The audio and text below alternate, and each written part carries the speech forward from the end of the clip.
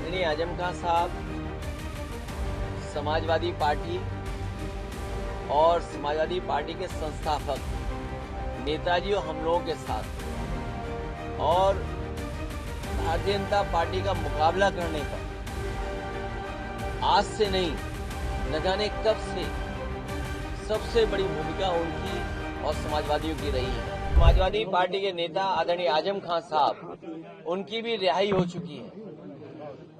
इसके लिए मैं कोर्ट को धन्यवाद देना चाहता हूं और यही हम समाजवादियों का भरोसा था कि कोर्ट न्याय करेगा और उन्हें न्याय मिलेगा। हमें उम्मीद है कि आने वाले समय में एक भी झूठा मुकदमा या इस तरह का सरकार जो लगातार भारतीय जनता पार्टी की और वहां का विधायक खासकर जो रामपुर का विधायक वो भारतीय जनता पार्टी के लोग मिलकर के और एक ऐसा अधिकारी जिसको एक्सटेंशन पे एक्सटेंशन पे एक्सटेंशन पे एक्सटेंशन पे एक्सटेंशन कम बोला है मैंने लगातार मिला है, वो अन्याय नहीं करेंगे। हमारे समाजवादियों के लिए खुशी का समय है कि जहां पर वो आज रिहा होकर के आज जेल से रिहा हुए हैं। वो सर ये कुछ चंडू खाने की खबरें चल रही थी कि आजम खान साहब बसपा के नेताओं से संपर्क देखिए, आदरणीय आजम खान साहब समाजवादी पार्टी और समाजवादी पार्टी के संस्थापक नेताजी और हम लोगों के साथ और भारतीय जनता पार्टी का मुकाबला करने पर आज से नहीं न जाने कब से सबसे बड़ी भूमिका उनकी और समाजवादियों की रही है।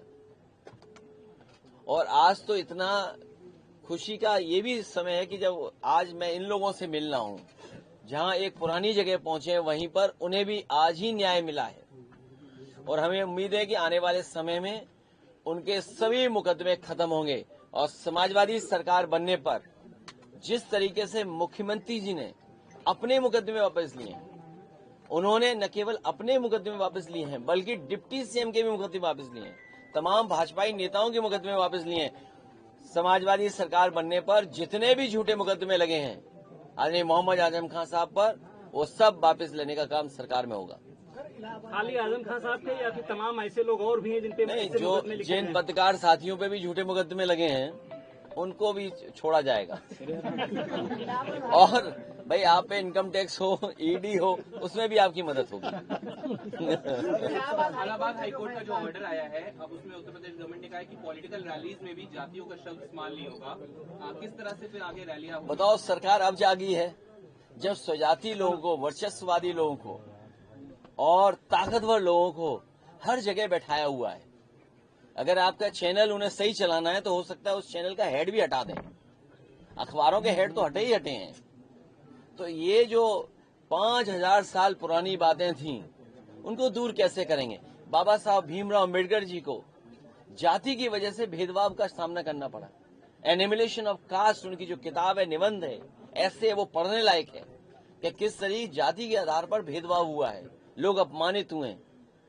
डॉक्टर राम मनोहर लोहिया जिंदगी भर इस बात को कहते रहे कि जाति तोड़ो, समाज की व्यवस्था बने और जाति तोड़ने का काम हो। नेताजी लगातार इस बात को करते रहे, संघर्ष करते रहे, हम सब लोग जोड़ते रहे।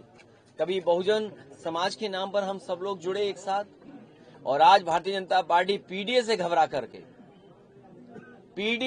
करके हालांकि वो हाई कोर्ट का फैसला है, लेकिन मैं ये मानता हूं हमारा पहला इमोशनल भावनात्मक रिश्ता अगर कोई है तो वो जाति है, वो कोई डिनाई नहीं कर सकता है। मुझे उम्मीद है कि भविष्य में कोर्ट इस बात को भी कहेगा कि जातियां कैसे खत्म हो, जातियों की भेदभाव कैसे खत्म हो। कोई हमें जाति के आधार पर हमारा घर मकान न धुलवाए, कोई जाति के आधार पर प्रतिमा न धुलवाए, कोई जाति के आधार पर अगर मैं मंदिर चला जाऊं तो मंदिर गंगा जल से न धोए।